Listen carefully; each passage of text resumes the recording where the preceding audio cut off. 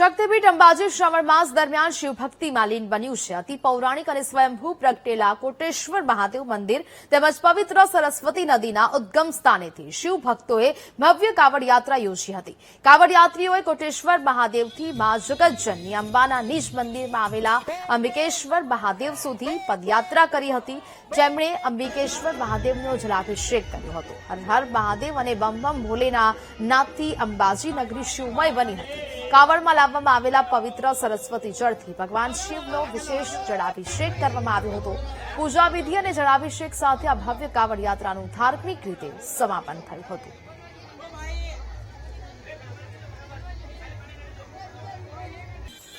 થોડી દૂરી ઉપર ભગવાન અતિ પૌરાણિક સ્વયંભૂ કોટેશ્વરનું મંદિર અને એની બાજુમાં જે કુંવારિકા નદી જે સમુદ્રને નથી મળતી એવી મા સરસ્વતીનું વહેણ ચાલુ ગૌમુખમાંથી તે ભગવાન શિવ કોટેશ્વરને સ્પર્શ કરી આગળ વહેતી હોય.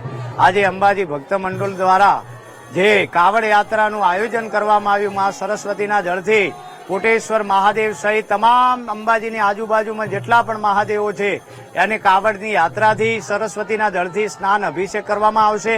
અને અહીંયા એવું કહેવાય કે મા ભગવતીને 12 માસ જળથી અભિષેક થતો હોય તો આજે વિશેષ શ્રાવણ માસની અંદર વિશેષ આજે કાવડ યાત્રાનું આયોજન થઈ રહ્યું છે.